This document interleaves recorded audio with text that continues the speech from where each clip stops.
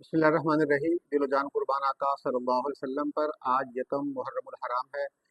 اسلامی سال کا آغاز ہو چکا ہے 1447 محرم کا مہینہ۔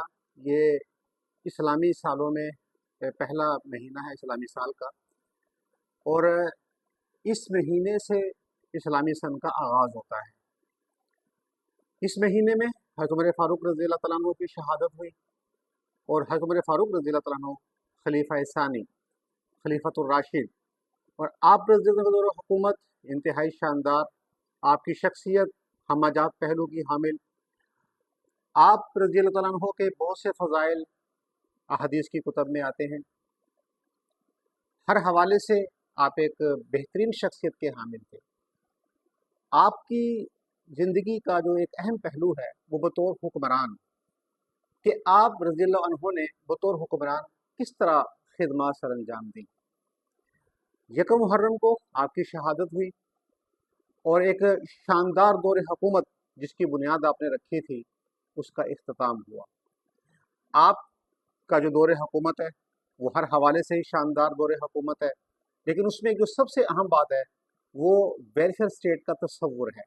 آپ نے پہلی مرتبہ ایک فلاحی ریاست کا تصور دیا۔ فلاحی ریاست کیا ہوتی ہے؟ وہ ریاست جو اپنے شہریوں کے ہر قسم کے حقوق اور ان کی ضروریات کو پورا کرے، اور بلا تخصیص کسی بھی مذہب کا، کسی بھی رنگ کا، کسی بھی قوم کا، کسی بھی قبیلے کا فرد اس ریاست میں رہتا ہو تو اسے وہ تمام قسم کے حقوق اور بنیادی ضروریات وہ ریاست مہیا کرے، وہ فلاحی ریاست کہلاتی ہے۔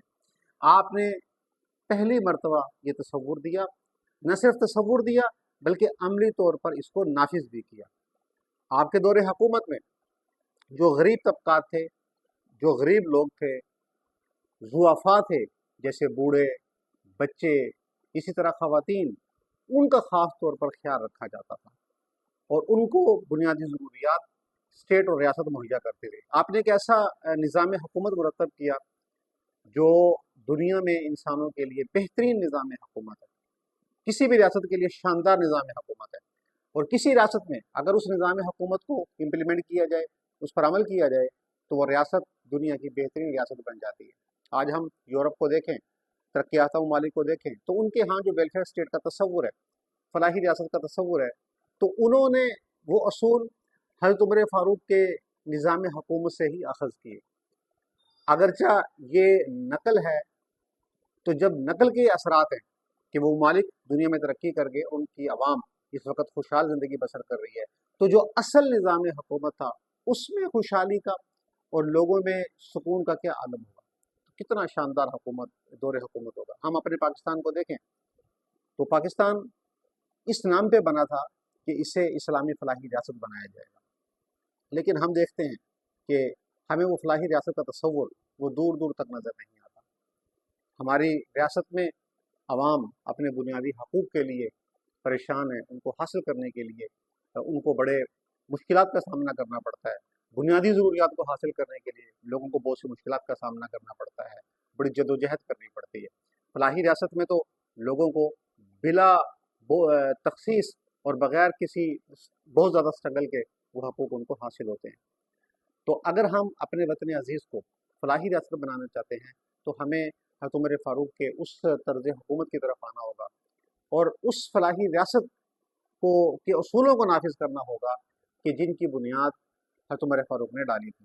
تو آج کا دن، محرم کا دن، ہمیں یہ یاد دلاتا ہے کہ ہم حضرت عمر فاروق کے اس طرز حکومت کو اختیار کریں تاکہ ہمارا ملک ترقی کرے اور یہاں پہ عوام اور لوگ ان کو خوشحالی میسر ہو۔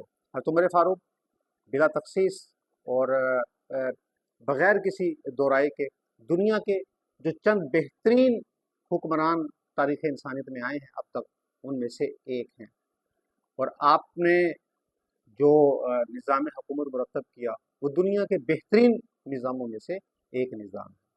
تو یکم محرم کا دن ہمیں اس عظیم مسلم حکمران کی یاد دلاتا ہے کہ جنہوں نے ایک شاندار نظام حکومت مرتب کیا، اور جن کا کہنا تھا کہ بنیادی حقوق کے حوالے سے کہ لوگ ان کی ماؤں نے تو انہیں آزاد جنا تھا، حکمرانوں نے ان کو کب سے غلام بنانا شروع کر دیا۔ تو लोग तब आज़ाद होंगे जब उनको मुकम्मल हकूक़ हासिल होंगे। और हुक्मर फ़ारूक रज़ी अल्लाह अन्हु का दौर हुकूमत हमें यही याद दिलाता है कि हम अपने मुल्क में ऐसे निज़ाम हुकूमत के लिए कोशिश करें और एक फलाही रियासत और पाकिस्तान को एक खुशहाल इस्लामी फलाही ममलिकत बनाने के लिए हमसे जो कुछ हो सकता है हम उसके लिए कोशिश और जद्दोजहद करें। और उसमें हमें हज़रत उमर फ़ारूक के जो उसूल और प्रिंसिपल्स हैं उनको फॉलो करना होगा। सिर्फ अवाम ही नहीं बल्कि हमारे हुक्मरानों को भी इस चीज़ की ज़रूरत है कि वो उस तर्ज हुकूमत को देखें और मुल्क में उसी तर्ज हुकूमत को नाफिज करने की कोशिश करें।